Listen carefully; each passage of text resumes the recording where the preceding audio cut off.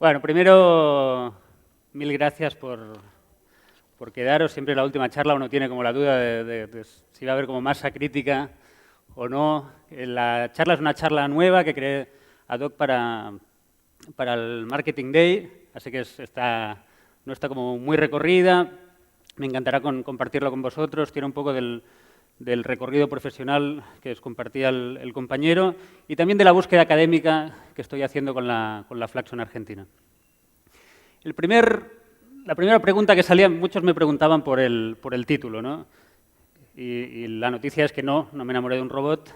Me enamoré de un robot es el título de un tema de un grupo indie español que se llama La Monja Enana. El otro día estaba hablando con el periodista del País de Uruguay y luego en la nota salió que a principios del 2000 explotaba en todas las radios de España. La verdad que no explotaba en todas las radios de España, explotaba en muy poquitas radios de España, pero me pareció que era una linda metáfora para explicar un poco esta relación entre lo tecnológico y lo humano y particularmente entre el branding y la innovación, ¿no? Me viene estupendo de hacer la charla después de varias que estuvieron tocando, tanto Victoria como Martín, el tema de la innovación, porque quiero como reivindicar un poco años de recorrido que viene haciendo el marketing y que siento que un poco estamos perdiendo con los últimos cambios. Pero antes, para ubicar un poco la charla, ¿de qué hablo cuando hablo de robots? ¿No? Cuando hablamos de robots, igual que cuando estuvo el chico de IBM, estamos viendo que no solo nos referimos ya a estas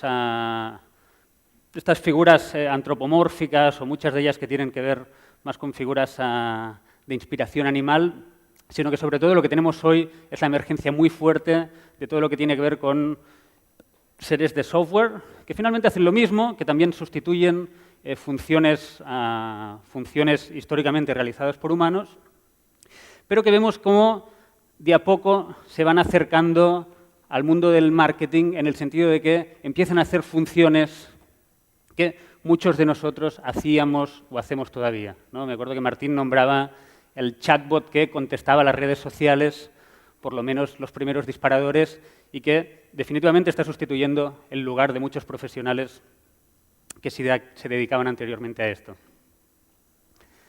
Muchos como pensarán en que le sustituyan en las reuniones, en que le conteste los mails por ellos, pero la verdad es que de a poco esta capacidad intelectual creadora de los robots se acerca mucho más también a la capacidad creadora creativa de los humanos. Por ejemplo, vemos como en Japón ya hay un robot que quedó finalista en un concurso literario. Luego, si uno rasca un poco, descubre que era un concurso literario donde se admitía tanto obra creada por hombres como hombres/mujeres, como obra creada por otros seres, con lo cual claramente había como ya una cierta predisposición al tema.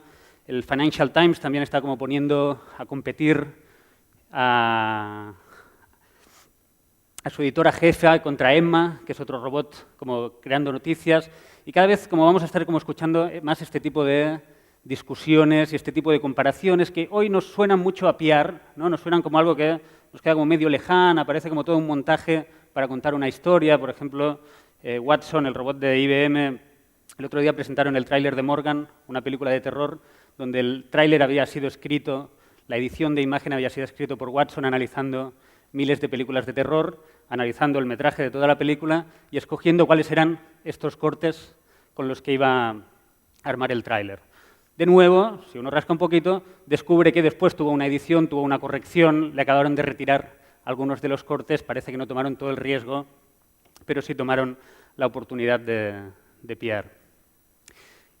Y es interesante porque el tema de los robots, como es muy recurrente históricamente en el mundo del cine, a mí me viene interesando mucho qué es lo que hay detrás de esta fascinación, ¿no? Detrás de la fascinación que tenemos por la robótica. Me acordaba un libro que leí de Baudrillard que se llama El sistema de los objetos. Es como un libro de finales de los 60, de inspiración así bastante marxista, que él analiza como todo el fenómeno del consumo y él como entiende los robots y los gadgets. Es muy gracioso porque él habla de gadgets, pero no está pensando en iPhones, sino que está pensando en la batidora o está pensando en el lavarropas. Pero es interesante cómo lo podemos traer como al mundo contemporáneo. Y él dice que, en realidad, el robot, y en este caso sí que piensa en un robot antropomórfico, es como la culminación de la tecnología de consumo. Es decir, como concreta todo lo que uno espera del mundo de los objetos. Es como la mejor expresión de él. Y no solo lo hace desde un plano funcional, sino que él explica lo que él entiende que hay detrás de esto. Y dice, no, lo que hay detrás es la sensación de control, la sensación de poder controlar al otro. De tener un otro que me exprima el limón, de tener un otro que me haga como mis funciones.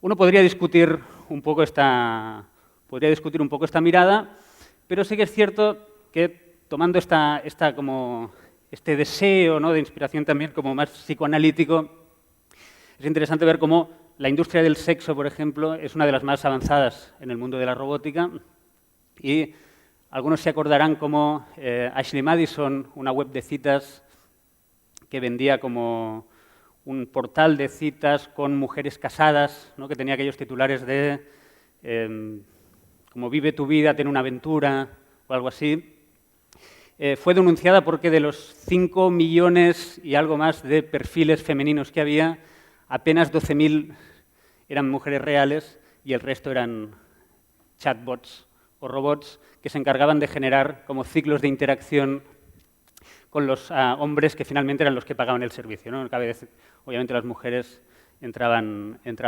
gratis. Con lo cual, esta abstracción del me enamoré de un robot, seguramente muchos realmente pasaron por eso y ni siquiera se dieron cuenta. Pero no vengo a hablar de robótica. Creo que hay gente como mucho más capacitada que yo para hablar de robótica, por más de que es un tema que me entusiasma y que me devoro todo lo que alcanza mi mano o mi tiempo, en este caso. Creo que la idea es que charlemos un poco más del mundo del branding, porque yo soy como un gran entusiasta de seguir, de perseguir, y no solo de perseguir, sino de ser un agente de cambio en relación a todas las transformaciones tecnológicas que estamos viendo, ¿no? Estamos viendo cómo la tecnología interviene no solamente, o obviamente, las prácticas del marketing, sino cómo cambia la noción de familia, cómo va a ir cambiando. Está cambiando, tal vez más de a poco de lo que uno esperaría, pero el mundo del trabajo, ¿no? Antes se ha hablado mucho del emprendedurismo, del trabajar desde casa, cómo esto van a ser como cambios que van a cambiar nuestra cotidianidad o que están cambiando nuestra cotidianidad y que también cambian constructos clásicos como qué es el dinero, qué son las relaciones afectivas. Como realmente hay mucho para hacer ahí, pero me temo, y lo digo desde mi punto de vista, por lo que vengo viendo, de que el marketing no está siendo precisamente el líder en esta conversación.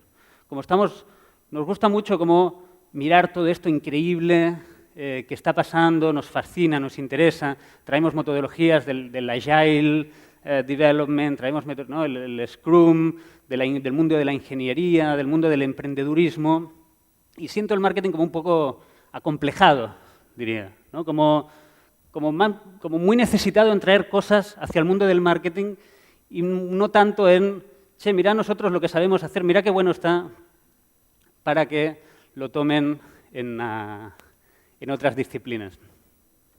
Parece como que la tecnología, a menudo en las conversaciones, en las reuniones, parece como que la tecnología fuera a ser la salvación a todos nuestros problemas, ¿sí? Uno le recuerda un poco al mundo de la alquimia, ¿no? Como a finales de la Edad Media, vinculado como grandes desarrollos científicos, vinculados a la química y a la medicina principalmente, hubo como la creencia de que la ciencia nos iba a salvar, de que la ciencia iba a poder transformar la sociedad en un plano y de alguna forma, y de paso hacernos ricos, ¿no? Lo cual también nos suena bastante familiar. Pero no era necesariamente la riqueza el foco de la alquimia. Y el asunto es que cuando repetimos, ¿no?, cuando buscamos afuera, a menudo nos olvidamos también de mucho de lo que nosotros hemos aprendido, ¿no?, de este sentido común del marketing. Para poner un ejemplo, ¿no?, hablamos del mito de la alquimia, qué pasa con el mito de las redes sociales. Yo me acuerdo cuando a finales de, ¿no?, debía ser 2009, 2008, ¿no?, con la explosión de las redes sociales, se nos contó una historia donde había un antes, que éramos seres tumbados en un sofá, con un mando a distancia, mirando la tele, éramos pasivos, éramos poco reflexivos y, de alguna forma, pues, recibíamos como todos los impactos que nos venían. Versus a una hora, una nuevo donde éramos ciudadanos, participativos, con opinión, discutíamos, challengeábamos, etc. Esto es una realidad, es un hecho. Pero la forma como nosotros leímos esta transformación borró de un plumazo mucho de lo que habíamos aprendido hasta entonces, ¿no? Son clásicas las campañas de subí tu video, subí tu historia, contanos cómo te sientes, ¿no? Júntate con la comunidad de gente a la que le gusta la misma marca de cereales que a ti, ¿no? Hacenos un comercial para nuestra competición de comerciales. Como, de golpe, ¿qué pasaba con el comportamiento humano? ¿Qué pasaba con qué es una marca? ¿Qué pasaba con nuestro rol, nuestro sentido y nuestra ambición de transformar el negocio? Está bien que haya y tiene que haber un espacio, como decía Martín, para la innovación, más institucionalizado, más centrado o menos en el core de la organización. Pero, como decía Martín también, esto no puede ser a costa del negocio central, del corazón, del aprendizaje, de todo lo que sabemos hasta la fecha. Y viene genial lo que decía Victoria anteriormente, porque esta mirada, esta crítica está llegando también al mundo de Silicon Valley, ¿no? Los que estéis más familiarizados con el mundo emprendedor sabréis que esta idea de hagamos del mundo un lugar mejor es como un clásico recurrente donde, además de hacer plata, tenemos que tener como un impacto positivo. Pero cada vez más son las voces críticas en Silicon Valley que dicen, oye, pero aquí estamos hablando de problemas que tienen que ver con problemas podríamos llamar, de optimización de la sociedad, ¿no? De reducir fricciones en una industria, en el transporte, en el momento de pago, ¿no? Nos están facilitando la vida o nos están volviendo seres tal vez un poquito más productivos también. Pero recién ahora hay como una mirada que empieza a reivindicar cuáles son los problemas que Silicon Valley enfoca, ¿no? Problemas de hambruna, problemas de desigualdad, de minorías o de ecología en el corazón de los desarrollos y teniendo como el principal fondeo para tirarlo adelante.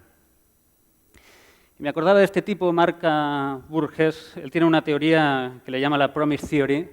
Él es un ingeniero experto en computación, es bastante líder en el campo de la psicología cognitiva, y él lo reduce a una idea de promesa, ¿no? Él dice, todo esto que se está hablando, dice, a la gente lo que le importa es que le hagan una promesa y que le cumplan la promesa que le hicieron.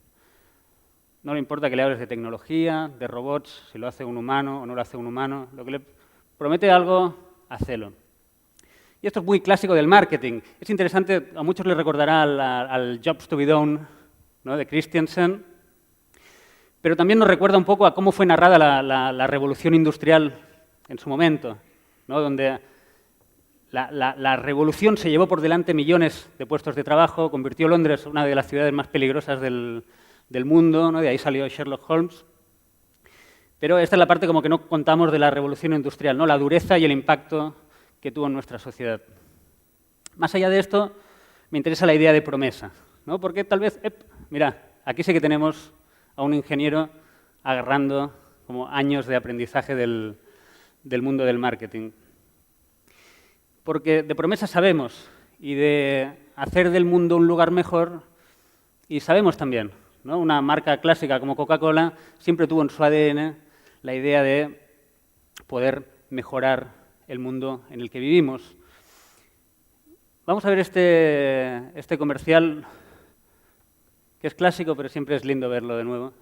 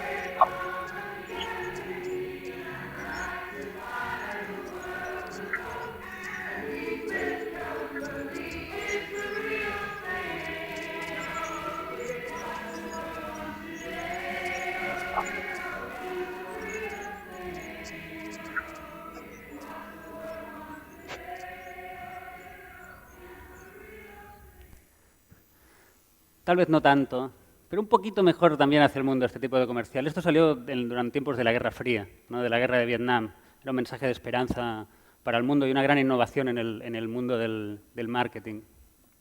Lo interesante, antes alguien, creo, en la conversación decían del caso del testeo ciego de Coca, ¿no? Y como primera idea que yo quería reivindicar del marketing, como que siento que no podemos perder de vista, es la funcionalidad, ¿no? Lo funcional también es una percepción, ¿sí? Coca-Cola sabe más rica porque es Coca-Cola.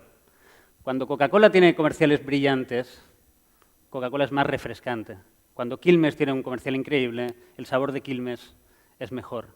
Y este tal vez es algo que muchas veces, sobre todo la gente que tiene una trayectoria más hard y que muchos envidiamos, ¿no? Y que decimos, a mí me habría encantado hacer ingeniería, ahora ya me quedo tarde, seguramente olvidarán o no tendrán en cuenta, ¿no? La funcionalidad es una percepción cultural y, por tanto, es susceptible de ser intervenida por las marcas. Fuel es otro ejemplo paradigmático de esta idea de utilidad, ¿no? Hagamos cosas útiles. La publicidad no está tan buena, ¿no? Lo que hay que hacer son cosas útiles. Fuel sirvió para narrar también de nuevo este paradigma. No se contó tanto que cuando salió Fuel ya había un montón de pulseras de tracking con funciones similares, ¿no? Es la parte que no machea tanto con el mito que se está contando del antes y el después. Como yo lo veo, gran parte de la difusión, más allá obviamente del alcance comercial que tiene Nike, también tenía que ver con cosas como esta.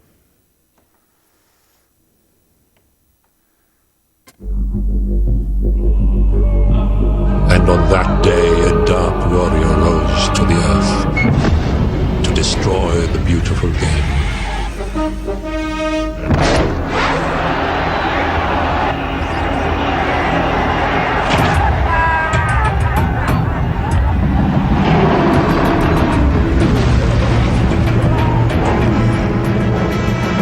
Maybe they're friendly.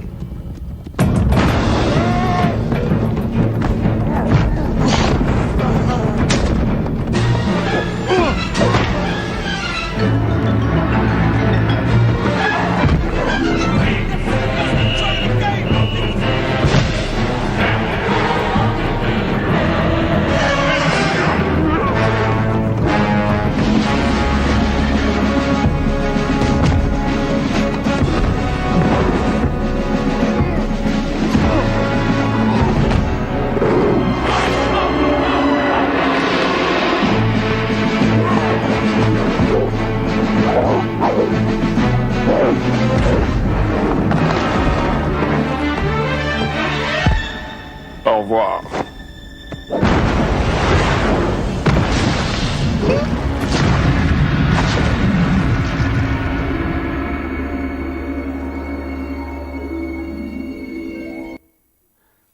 Bueno, tal fue así que uno explica el éxito de Fuel por la marca, que fue un producto que después se tuvo que descontinuar porque la promesa que después cumplía el producto no estaba a la altura de la promesa de marca después de los mejores años publicitarios de Nike.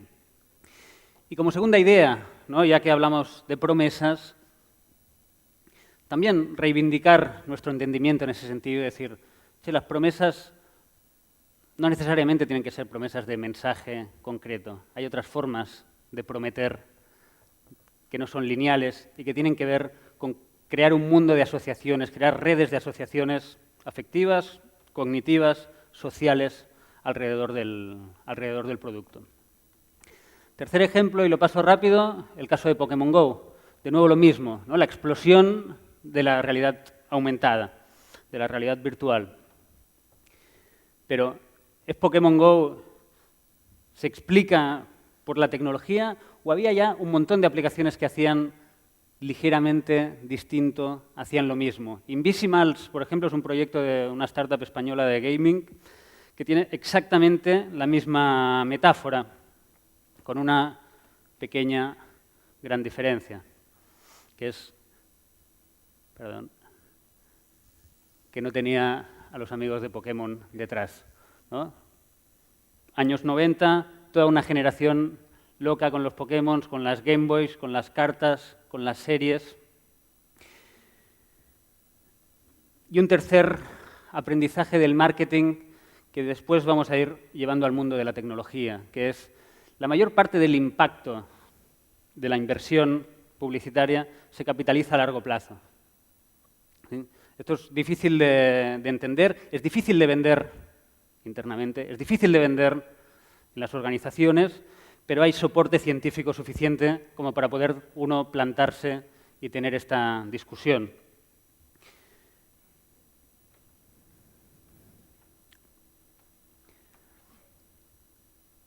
Ahí vamos. Significant Objects, para cerrar este punto, es un ejemplo antropológico que consiste en poner el mismo objeto, objetos de aparentemente poco valor, en venta en eBay, el mercado libre estadounidense. Se pone a la venta, por un lado, con una descripción sencilla que dice, esto es un abridor, tal, y vale, ¿cuánto se pagaría por esto? 2, 3 dólares, 50 centavos, lo que fuera. Y se pone el mismo producto con una historia, donde se cuenta la historia de quien tuvo el abridor. Este abridor me acompañó durante un montón de años, durante mi adolescencia, cuando tuve mi primera novia, no me desprendí nunca. A veces cuentan la historia del objeto que pasó por distintas manos. El experimento obviamente genera un diferencial de precio importante, ¿no? Productos por los que uno no pagaría ni 3 dólares se acaban vendiendo por 30 y 40 dólares. Y me lleva al cuarto punto que quería reivindicar del entendimiento del mundo que el marketing tiene. Y es que este diferencial de percepción sostenido en el tiempo y generado a través de asociaciones cognitivas y afectivas, finalmente se traduce o se debería traducir en una prima de precio o por lo menos en manipular la elasticidad de precio dentro del producto o de la categoría. Es decir, pagar más por lo mismo. Y eso es mayormente el grueso o una parte importante de a lo que nosotros nos dedicamos, por más de que a veces olvidemos. Entonces, como yo lo veo, la tecnología está generando como estos espacios, como está como todo el mundo como muy agitado, está generando estos espacios para intervenir la experiencia de consumo, generando como experiencias muy diferenciales entre una marca y otra. Pero esto corresponde a un momento histórico particular. Corresponde a la hora. Ahora, según la velocidad de las compañías y el acceso que tienen a capital y el acceso que tienen a determinadas formas de organización, están generando diferencias en los servicios que están ofreciendo, pero probablemente en el medio o largo plazo esto se vaya ajustando, ¿no? Igual que los competidores de Uber se van apagando y va quedando Uber en todos los mercados, las ofertas de nuevo se irán apegando, igual que lo hicieron los productos de consumo del siglo anterior. Y ahí es donde el largo plazo emerge. Pero vamos a volver, ya que estábamos con la idea de que me enamoré de un robot, vamos a volver un poco a la tecnología, ¿no? ¿Qué pasa con la tecnología? Porque, como yo lo vengo observando, cuando hacemos comerciales podemos discutir un poco, pero más o menos tenemos claro que el rol de la marca es entretener, es divertir, es emocionar.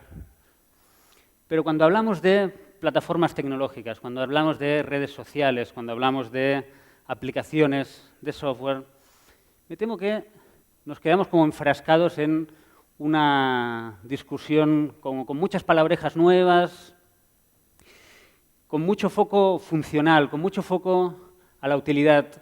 Y me parece que la oportunidad que tenemos como profesionales de marketing, como expertos en personas dentro de las organizaciones, es de empujar otro tipo de innovación o por lo menos sumar una voz distinta a los equipos de trabajo que tenga que ver con estos puntos. Creo que es algo que nos conecta más con el mundo del arte, ¿no? De inspirar, porque cuando uno quiere utilizar la tecnología no solamente para la eficiencia, no solamente para reducir el tiempo que tardo en desplazarme de Los Ángeles a San Francisco, se da cuenta de que el megadesarrollo de ciencia ficción es solo un pedazo de la historia. Es un pedazo de la historia muy importante, definitivamente, pero no es imprescindible para poder usar la tecnología para inspirar, para tener un impacto positivo en el día a día de los clientes, ¿no? Este es un caso hermoso de Hermès, de un artista japonés, que es una belleza. Os voy a compartir dos casos, son dos casos en los que participé en los equipos de trabajo. No creo que expliquen tanto digamos, creo que tienen como muchas carencias, pero sí que me interesa un poco qué es lo que hay detrás de estos casos. Así que veámoslos y luego los discutimos. The power of music lies in making us feel all kinds of emotions. Tempo, mode, loudness, melody, rhythm, silence. They all make us feel something different in our brains. When music is transmitted, our skin shivers and our hearts race. But there's an estimated 70 million deaf people in the world who are unable to experience music. And when we say music for everyone, we mean it for real. And we want to see it work even for them. Because it's not only our ears that feel the music, it's our whole body. But how can we get them to feel the emotions that music generates? Introducing Feedings, the wearable that transmits music's emotions through another sense. How does it work? Using reflexology, Feedings translates musical notes into stimuli that cause pressure in specific points on the feed, activating organs associated with primary emotions. It's a pair of shoe insoles with massage micropoints that react to the oscillations of each song that you hear. That you feel. Activate the Feedings option on Spotify configuration and choose a song. The app will scan the notes and the BPM information. These will be sent to the insole. Feedings, powered by Spotify. Music for everyone. Really for everyone. Este caso, lo que tiene de interesante es lo que hay detrás del caso. Creo que el caso es lindo. Hay un equipo de trabajo trabajando en esto. Pero este caso salió de un proyecto donde trabajaba la agencia, donde estaban equipos mixtos con creativos, con estudiantes de distintas escuelas de publicidad, con desarrolladores, con marcas. Estaba Movistar con Spotify involucrada, y se hizo en Guaira, en la aceleradora de Telefónica, en 2 jornadas de trabajo. 2 jornadas después había un prototipo funcionando del proyecto y se armó el equipo de trabajo para seguirlo. Y es un poco la búsqueda que creo que tenemos como que seguir y que liderar, ¿no? Antes se hablaba del nuevo líder y de esta idea es un líder que observa y que es capaz de traer a la mesa a las distintas personas. Pero fijaros cómo el punto de partida, la mirada, es una mirada distinta a la que seguramente tiene un ingeniero de salida de los problemas. Este caso es un caso de la agencia también.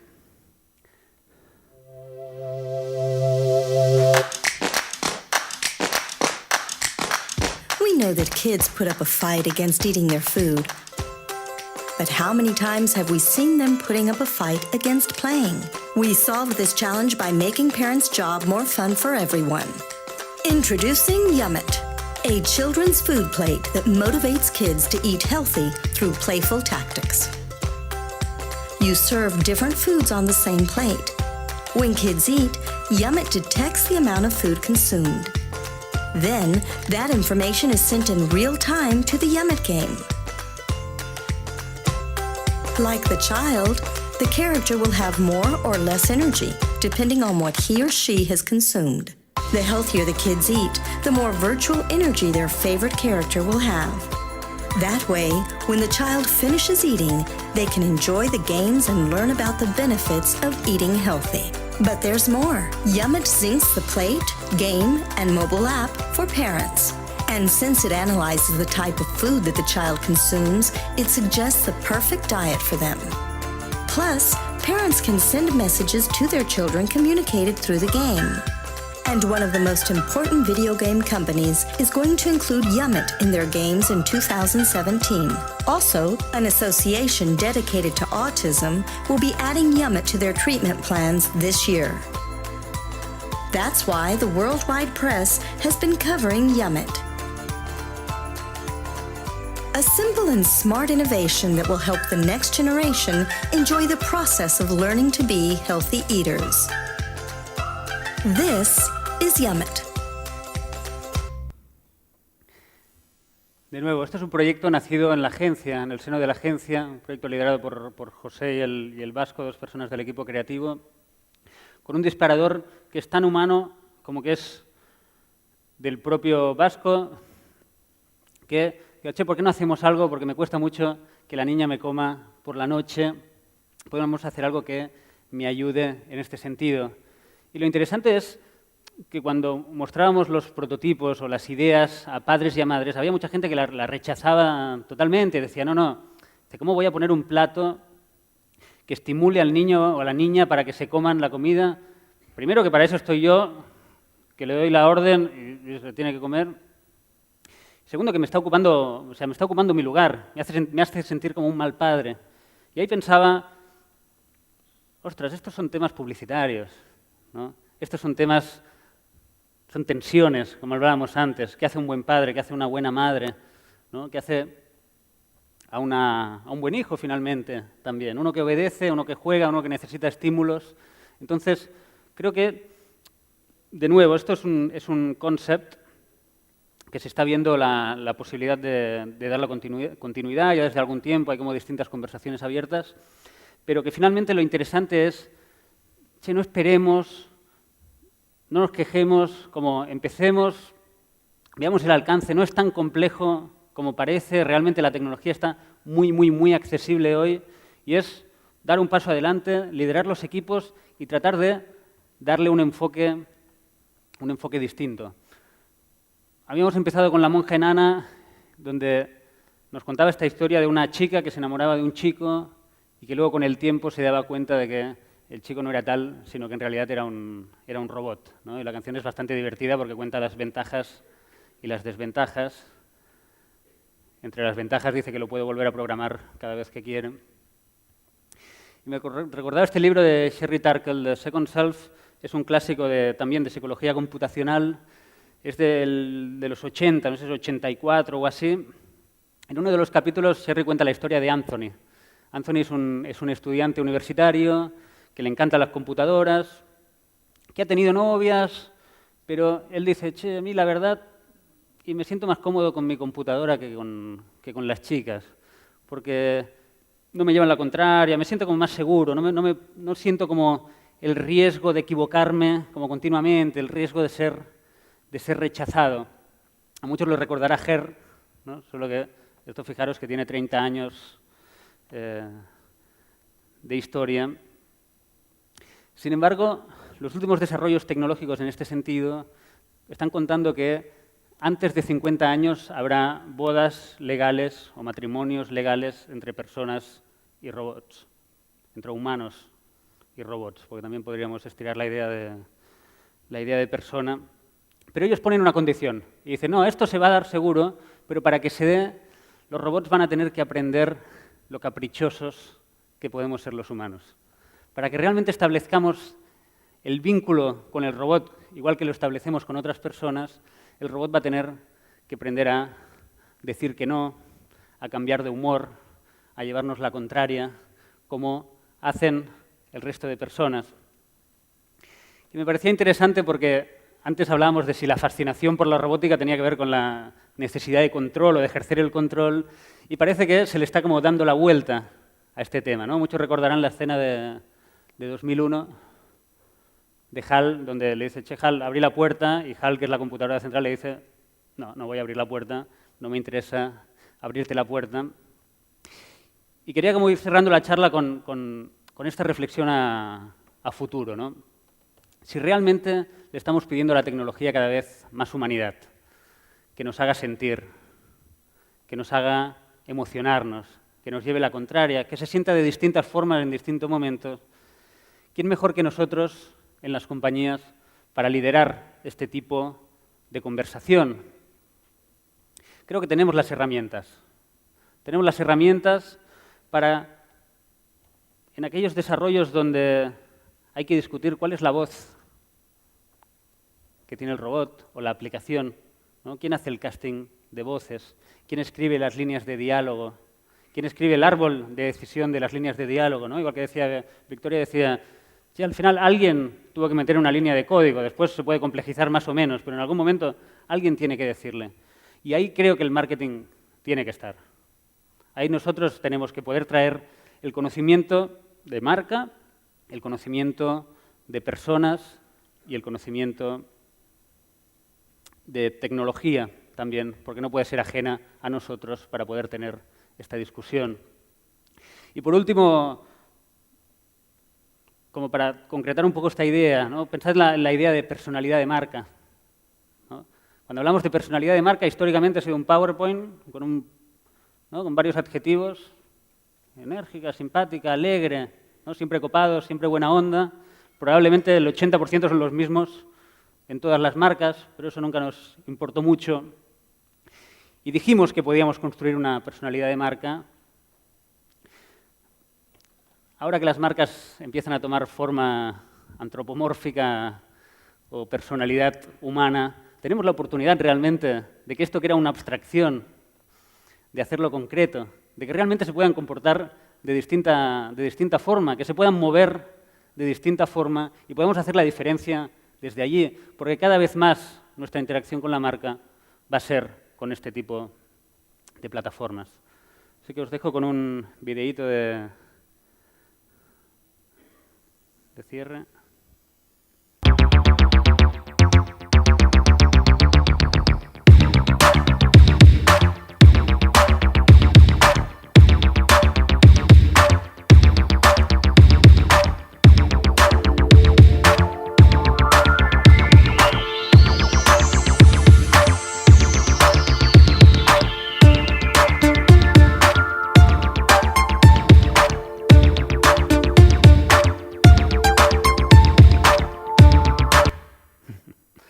Bueno, enamorémonos de la tecnología y enamorémonos de las personas también. Hay que mezclarse más, hay que amigarse con la gente de tecnología, pero no perder nuestro lugar de referencia y tener muy claro qué es lo que nosotros podemos traer encima de la mesa, reivindicar nuestra expertise, nuestra trayectoria, nuestras carreras y nuestro aprendizaje en estas discusiones. Así que gracias por la atención. Muchas gracias, Ernest. Y bueno, pasamos a algunas de las preguntas que van llegando que tienen que ver desde hace un rato bastante con este último punto que vos planteabas, y es este factor humano en lo que hace a la integración con la tecnología y lo que hace a la integración del marketing y el rol que tiene para jugar el marketing en este lugar. Yo decía al principio, a veces cuando abríamos la tarde se dice un poco despectivamente tal cosa o tal otra es puro marketing. Sí, total. Y en realidad eso parte de gente que desconoce cuál es la esencia o que lo practica muy mal, ¿no? Hoy, con una sociedad integrada en comunidades en redes que hace a esos usuarios mucho más inteligentes y mucho más empoderados, es todo un desafío que la gente que hoy está acá, y por eso un poco para redondear el día también, es una especie de mensaje lo que te pido, para que se vayan no solo con las conciencias tranquilas, con las conciencias sabiendo la importancia del proceso que hoy les toca liderar, ¿no?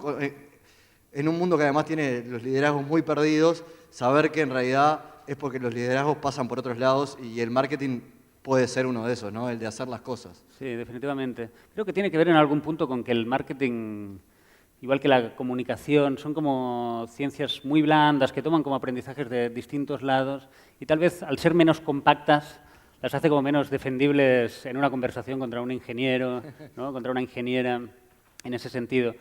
Pero lo que está claro, y coincido con el resto de speakers, y nunca quisiera que esta charla se tradujera como una charla anti-tecnología, porque principalmente me dedico a eso, pero lo que está claro es que hay un momento de transformación tecnológica muy fuerte. Y esto nos guste más o menos desde el mundo del marketing, creo que tenemos el desafío de poder conectarnos y no perder vigencia ni de las marcas ni del negocio en ese sentido. Pero creo que lo importante es, cuando digo reivindicar el marketing, sobre todo me refiero a reivindicar el marketing, reivindicar el negocio, reivindicar las ciencias sociales que están detrás del marketing, la psicología de consumo, la antropología, todo un mundo de conocimiento que a menudo es como más difícil de entender el valor para el que viene de afuera. Nosotros todos entendemos muy bien el valor de un abogado o de un... No sé si lo entendemos muy bien o lo valoramos como muy positivamente, pero creo realmente, y tal vez si no lo digo desde mi lugar, si alguno no se siente como participado en eso, pero sí que veo el marketing un poco acomplejado en estas conversaciones en relación a la tecnología, ¿no? Como que llega tarde, y en este llegar tarde pierde legitimidad en tener una voz discordante o distinta, o mira, yo esto creo que se debería enfocar de esta forma, ¿no? Entonces es como un doble mensaje en ese sentido. Y en realidad tal vez pase que quienes tienen herramientas de marketing y de comunicación, hoy casi que imposible de disasociar, desde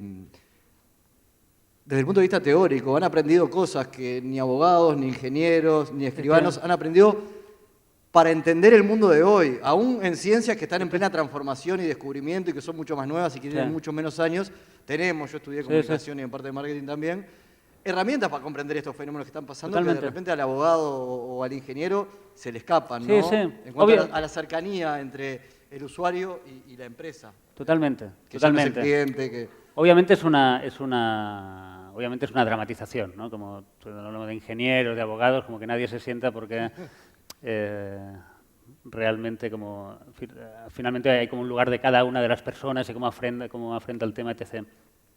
Pero yo sí que creo que por el mix de skills que hay detrás, creo que somos las personas indicadas para poder reivindicar este lugar de humanidad. Porque si uno pone todos los departamentos de la compañía, ¿no?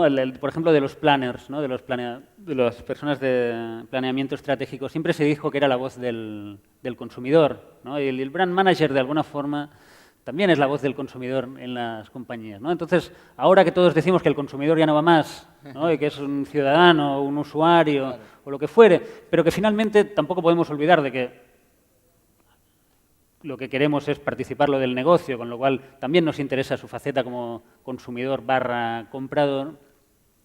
Como tenemos un montón de herramientas y de know-how para poder liderar esta mirada humanística sobre este stakeholder particular de la organización y llevarlo a otros lugares, ¿no? Donde hay otros que están liderando.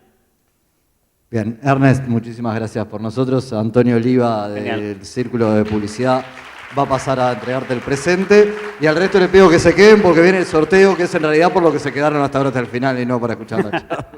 Genial. Señor. Muy gracias.